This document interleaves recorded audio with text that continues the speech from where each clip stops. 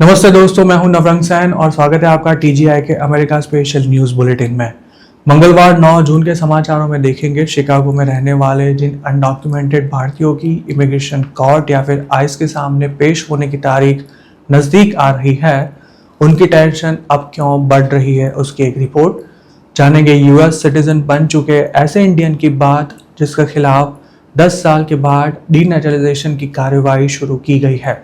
इसके अलावा टॉम हॉमन ने न्यूयॉर्क में बड़ी संख्या में आइस के एजेंट्स उतारने की धमकी देते हुए स्टेट के गवर्नर से क्या कहा, उसकी भी अपडेट्स मंगलवार के इस न्यूज़ बुलेटिन में। शिकागो की इमिग्रेशन कोर्ट में जिनके असाइलम के केस चल रहे हैं, ऐसे कई भारतीयों को अब कभी भी डिपोर्टेशन लेटर पकड़ा दिए जाने की पूरी संभावना है। टीजीआई को मिली जानकारी के अनुसार इन दिनों अलग अलग इमिग्रेशन कोर्ट्स में असाइलम के केस को ताबड़तोड़ खत्म करने की जो कार्यवाही शुरू की गई है, उसमें शिकागो की इमिग्रेशन कोर्ट भी शामिल है। जिन लोगों के असाइलम के केस की मास्टर हियरिंग सीधे 2028 या 29 तक होने वाली थी, ऐसे कई लोगों को 2026 में ही पेश होने के लिए नोटिस मिल रही है। सूत्रों की माने तो जिन लोगों को जल्दी बुलाया जा रहा है, उनमें से ज्यादातर लोगों का डिपोर्टेशन भी मानो पहले से ही तय कर दिया हो, ऐसी स्थिति देखने को मिल रही है। शिकागो में पिछले साल जब इमिग्रेशन एनफोर्समेंट शुरू हुआ, तब कई भारतीय अरेस्ट हुए थे और उनमें से कुछ लोग छूट गए थे, जबकि कुछ लोग अभी भी जेल में ही है या फिर डिपोर्ट हो चुके हैं। इस कार्यवाही में जिनके असाइलम के केस पेंडिंग थे, उन्हें भी पकड़ लिया गया था। हालांकि अब इमिग्रेशन कोर्ट ही इन लोगों की टेंशन बढ़ा रहा है। अनडॉक्यूमेंटेड इमिग्रेंट्स की आबादी में शिकागो अमेरिका के टॉप के शहरों में आता है। इस शहर में लोगों ने यू वीज़ा पाने के लिए बड़े पैमाने पर फेक रॉबरी करवाई है और साथ ही फेक स्टोरी देकर असाइलम का केस करने वालों की संख्या भी शिकागो में काफ़ी बड़ी बताई जाती है।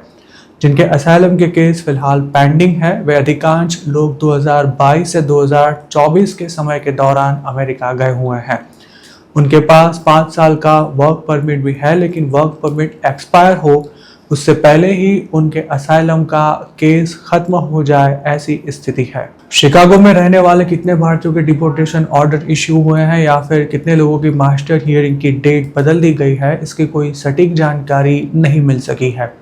अमेरिका की सरकार ऐसा कोई डेटा रिलीज नहीं करती और व्यक्तिगत रूप से हर किसी से पूछकर इसका कोई सटीक आंकड़ा पाना भी असंभव है। हालांकि शिकागो या फिर उसके आसपास के टाउन्स में रहने वाले लोगों का कहना है कि फिलहाल माहौल तनावपूर्ण है। जिन लोगों की कोर्ट में तारीख बदली है या फिर जिनकी आइस में पेश होने की तारीख नज़दीक आ रही है, उनकी हालत सबसे खराब है। आइस में हाजिरी लगाने जाने वाले अधिकांश लोगों को हिरासत में ले लिया जाता है। ऐसी चर्चा के बीच अब तो कुछ वकील भी आइस में ना जाने की सलाह देकर ऐसा कह रहे हैं कि जो भी होगा वो इमिग्रेशन कोर्ट में देखा जाएगा। फिलहाल शिकागो में जॉब करने वाले एक युवक की माने तो अब लोगों को रास्ते पर आइस वाले पकड़ लेंगे, इसका जरा भी डर नहीं है। लेकिन पब्लिक आइस में हाजिरी लगवाने से या फिर इमिग्रेशन कोर्ट में पेश होने से बहुत ही डर रही है।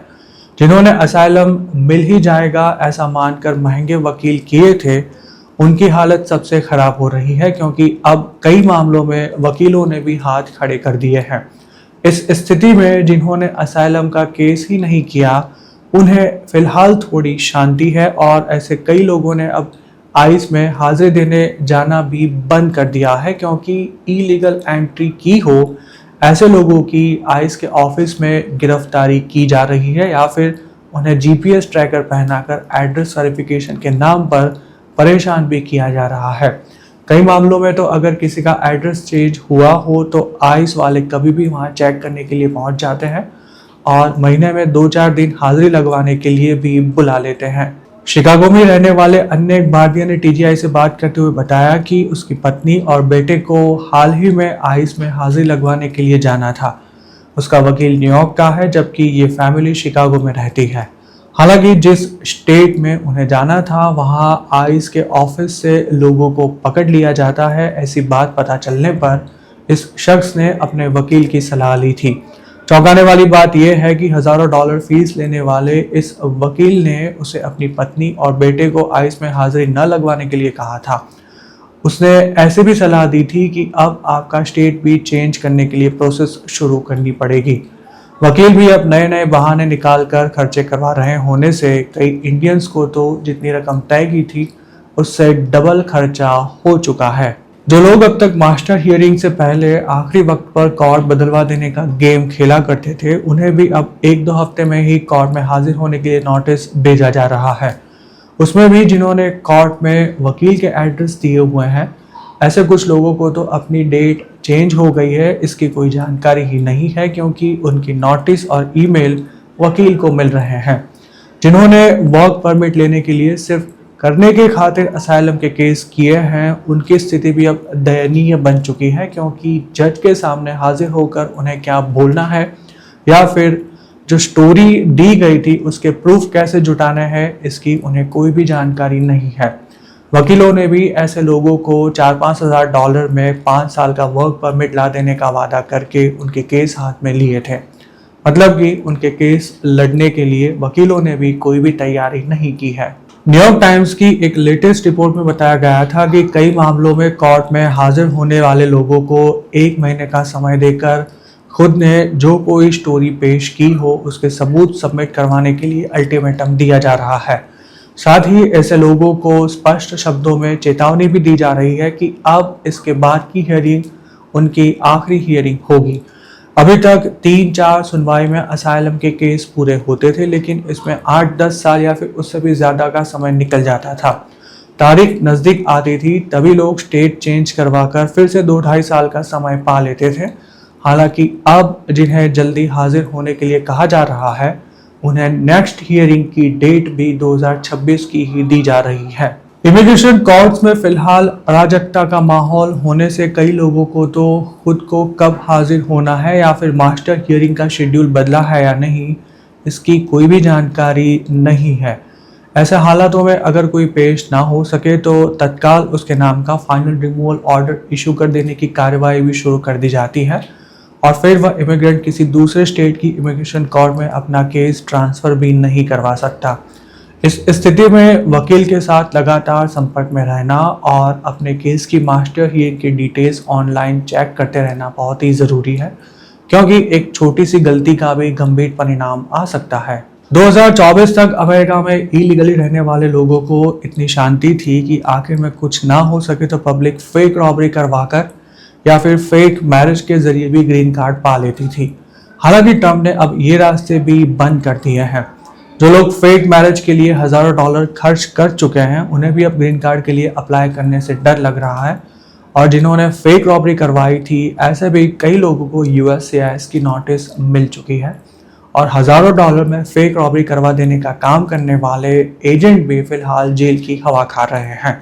शिकागो हो या फिर अमेरिका का कोई और दूसरा शहर, अब अनडॉक्यूमेंटेड इमिग्रेंट्स के लिए स्थिति दिन ब दिन कठिन हो रही है। न्यू जर्सी के रहने वाले नीरज शर्मा नाम के इंडियन अमेरिकन को अब अपनी US सिटीजनशिप गंवानी पड़ सकती है। अमेरिकी सरकार ने देश में इमिग्रेशन फ्रॉड समेत अन्य गंभीर अपराध करने वाले 17 नेचुरलाइज्ड सिटीजन्स की नागरिकता छीनकर उन्हें डिपोर्ट करने की कार्रवाई शुरू की है। इन 17 लोगों में नीरज शर्मा का नाम भी शामिल है। अमेरिका के जस्टिस डिपार्टमेंट के अनुसार नीरज शर्मा न्यू जर्सी में मैग्ना विजन नाम की एक स्टाफिंग कंपनी चलाया करता था। शर्मा ने इस कंपनी के CEO के तौर पर लगभग 11 fraud H-1B visa petitions file की थी। उसने जितने भी लोगों के लिए H-1B एप्लीकेशन फाइल की थी, उनके बारे में ऐसा कहा गया था कि वे अमेरिका आकर कुछ निश्चित कंपनियों में काम करेंगे। इसके लिए उसने संबंधित कंपनी के फर्जी कॉर्पोरेट लेटर हेड भी प्रस्तुत किए थे, जिस पर कंपनी के एग्जीक्यूटिव्स के फेक सिग्नेचर किए गए थे। 2017 में खुद नीरज शर्मा ने अमेरिका की सिटीजनशिप के लिए अप्लाई किया था। अमेरिका के कानून के अनुसार इस कार्रवाई के दौरान उसे अमेरिका में किसी भी प्रकार की इलीगल एक्टिविटी की है या नहीं, इसकी पूरी जानकारी देनी थी। इसमें उन मामलों का भी समावेश होता है जिनमें कानूनी कार्रवाई ना की गई हो या फिर गिरफ्तारी ना हुई हो। हालांकि शर्मा ने नेचुरलाइजेशन के लिए अप्लाई करने से पहले किए गए इमिग्रेशन घोटाले की कोई भी जानकारी USCIS के साथ शेयर नहीं की थी। अमेरिकी सरकार ने दिसंबर 2017 में ही शर्मा की एप्लीकेशन अप्रूव कर दी थी और वो अमेरिकन सिटीजन बन गया था। हालांकि इसके बाद उसके खिलाफ इमिग्रेशन फ्रॉड की जांच शुरू हुई थी और उसमें इस इंडियन अमेरिकन ने अप्रैल 2015 से लेकर अप्रैल 2017 के दौरान H1B के लिए 11 फेक पिटीशन फाइल की होने के सबूत मिले थे, जिसके चलते 2019 में ही आरोपी ने अपना गुनाह कबूल कर लिया था। इस केस में 6 अप्रैल 2021 को फेडरल कोर्ट ने शर्मा को 10 महीने के होम डिटेंशन और 3 साल के प्रोबेशन की सजा सुनाई थी। अमेरिका में स्टाफिंग कंपनी चलाने वाले कई भारतीय इस प्रकार का फ्रॉड करते रहते हैं। वे जिनके लिए H1B पिटीशन फाइल करते हैं उनसे अच्छी खासी फीस वसूलते हैं और अमेरिका आने के बाद भी उन्हें अपनी सैलरी में से एक हिस्सा स्टाफिंग कंपनी को पे करना होता है। नीरज शर्मा ने भी कोर्ट के रिकॉर्ड के अनुसार 11 फेक पिटीशन फाइल की थी, जिसमें उसने शायद अच्छे खासे पैसे भी कमाए होंगे। हालांकि अब उसे इस घोटाले के कारण अपनी यूएस सिटीजनशिप गंवाने की नौबत आई है। अमेरिका की सिटीजनशिप लेने के लिए N400 फॉर्म भरना होता है। उसमें पार्ट 12 के क्वेश्चन नंबर 22 में एप्लीकेंट ने अमेरिका में ऐसा कोई क्राइम किया है या फिर उसका प्रयास किया है या किसी की मदद की है कि जिसमें उसकी गिरफ्तारी ना की गई हो, उस बात की जानकारी मांगी जाती है। इसके अलावा 31 नंबर का सवाल एप्लीकेंट ने कोई गलत या गुमराह करने वाली जानकारी या फिर डॉक्यूमेंट जमा कराए हैं या नहीं उसके संबंधित होता है, जबकि 32 नंबर का सवाल अमेरिका में एंट्री लेने के लिए या फिर कोई इमिग्रेशन बेनिफिट लेने के लिए कभी किसी गवर्नमेंट ऑफिसर के समक्ष झूठ बोले हैं या नहीं उस संबंध में होता है। नीरज शर्मा ने इन तीनों सवालों का जवाब ना में देकर अमेरिका के इमिग्रेशन लॉ का उल्लंघन किया था। यदि उसने सिटीजनशिप लेने के बाद ये क्राइम किया होता तो उसके खिलाफ ये कार्रवाई शायद ना होती, लेकिन सिटीजनशिप लेने से पहले उसने ये गुनाह किया था और उसका विवरण भी छुपाया होने से अब उसके खिलाफ डीनेचुरलाइजेशन की कार्रवाई शुरू की गई है। ट्रंप सरकार ने पिछले 1.5 साल में रिकॉर्ड ब्रेक संख्या में डीनेचुरलाइजेशन की कार्रवाई शुरू की है, लेकिन किसी भी नेचुरलाइज्ड सिटीजन की नागरिकता वापस खींचकर उसे डिपोर्ट करने की प्रक्रिया बहुत ही लंबी और जटिल होती है। इसके अलावा डीनेचुरलाइजेशन के बाद भी उसे आसानी से अपनी होम कंट्री में डिपोर्ट नहीं किया जा सकता, क्योंकि वो अपने देश की सिटीजनशिप सरेंडर कर चुका होने से उसका खुद का देश भी उसे स्वीकार करने से इनकार कर सकता है। जिनकी सिटीजनशिप रद्द हो जाए वो अमेरिका में स्टेटलेस या फिर ग्रीन कार्ड पर रह सकते हैं, लेकिन आजीवन अमेरिका के बाहर ट्रैवल नहीं कर सकते क्योंकि उनके पास पासपोर्ट नहीं होता है। पिछले 1.5 साल में नीरज शर्मा समेत लगभग 3 से 4 भारतीयों के खिलाफ भी ट्रंप सरकार ने डीनेचुरलाइजेशन की कार्रवाई शुरू की है। न्यूयॉर्क में रहने वाले अनडॉक्यूमेंटेड इमिग्रेंट्स को अब संभाल कर रहना पड़ेगा, क्योंकि आने वाले दिनों में शहर में आईस के एजेंट्स की उपस्थिति बढ़ सकती है। खुद ट्रंप के बॉर्डर टॉम हॉमंड ने अमेरिका के सबसे बड़े शहर में बड़ी संख्या में इमिग्रेशन एजेंट्स को तैनात करने की धमकी दी है। एक तरफ न्यूयॉर्क स्टेट के गवर्नर आइस की एक्टिविटी को नियंत्रित करने के लिए कुछ नए नियम लागू करने की तैयारी में जुटे हुए हैं, और तभी टॉम हॉमंड ने फॉक्स न्यूज़ को सोमवार को दिए एक इंटरव्यू में कहा कि न्यूयॉर्क में पहले कभी ना देखे गए हो उतनी बड़ी संख्या में एजेंट्स को उतारा जाएगा।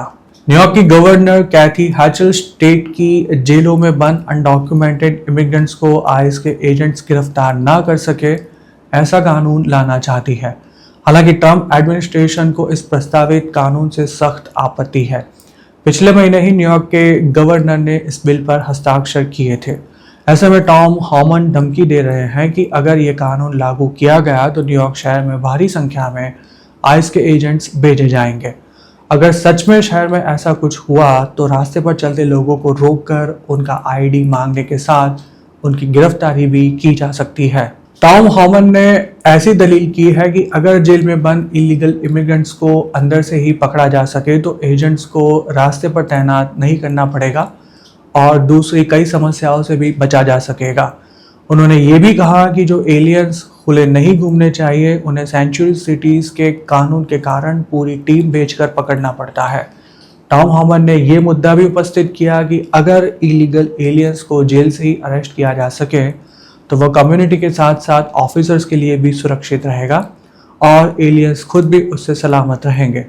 पर ये बातें समझाने के बावजूद कैथी हैचल ने आइस के ऊपर नियंत्रण लगाने वाले बिल पर साइन करके फेडरल गवर्नमेंट को कड़ी कार्रवाई करने के लिए मजबूर किया है, ऐसा भी बॉर्डरजार का कहना है। न्यूयॉर्क की गवर्नर ने जिस बिल पर साइन की है उसके प्रावधानों के तहत local police federal immigration authority के साथ मिलकर काम नहीं करेगी। साथ ही आईएस के एजेंट्स को एम्पायर स्टेट बिल्डिंग समेत सार्वजनिक स्थलों पर से बैन किया गया है और इसके अलावा एजेंट्स ड्यूटी पर रहेंगे तब मास्क भी नहीं पहन सकेंगे, ऐसा भी न्यूयॉर्क के इस कानून में प्रावधान है। हालांकि इस मामले में कैथी हैचल और टॉम हॉमन के बीच टसल जमी हुई है। फॉक्स न्यूज़ को दिए गए इंटरव्यू में टॉम हॉमन ने बताया कि खुद ने कैथी हैचल को प्रॉमिस किया है कि अगर इस कानून के तहत फेडरल एजेंट्स को न्यूयॉर्क की जेलों में से जाने से रोका गया तो न्यूयॉर्क सिटी के चप्पे चप्पे पर आईएस के एजेंट्स देखने मिलेंगे। टॉम हॉमन ने यह भी दावा किया कि इसका प्लान भी तैयार हो चुका है। उन्होंने इस प्लान की ज़्यादा डिटेल्स शेयर नहीं की, लेकिन इतना ज़रूर बताया कि न्यूयॉर्क में कुछ बड़ा होने जा रहा है। हालांकि टॉम हॉमन की इस धमकियों पर प्रतिक्रिया देते हुए कैथी हैचल ने ऐसा स्टेटमेंट दिया कि प्रेसिडेंट ट्रंप ने उनसे व्यक्तिगत मुलाकात के दौरान वादा किया था कि जब तक न्यूयॉर्क सामने से डिमांड नहीं करेगा तब तक शहर में आईएस के एजेंट तैनात नहीं किए जाएंगे। न्यूयॉर्क समेत कई स्टेट्स इसी प्रकार का कानून लाकर जेल में बंद इलीगल एलियंस की गिरफ्तारी को आईएस के लिए कठिन बना रहे हैं। तो दूसरी तरफ टॉम हॉमन भी सभी डेमोक्रेटिक स्टेट्स और शहरों में आईएस के एजेंट तैनात करने की धमकी कई बार दे चुके हैं। तो दोस्तों, ये थी अमेरिका की आज की बड़ी खबरें। अगर आपको ये वीडियो पसंद आया हो तो हमारे चैनल को सब्सक्राइब करना मत भूलिएगा, क्योंकि सिर्फ टीजीआई पर ही आपको मिलेगी एनआरआई से जुड़ी सारी बड़ी खबरें, और वो भी पूरे विश्लेषण के साथ। अगर आप हमारे साथ कोई जानकारी शेयर करना चाहते हैं तो फिलहाल स्क्रीन पर दिख रहे व्हाट्सएप नंबर पर भी हमारा संपर्क कर सकते हैं। आपकी पहचान गुप्त रखी जाएगी। मैं हूं नवरंग सैन, जल्दी आपसे मुलाकात होगी अगले वीडियो में। तब तक देखते रहिए टीजीआई।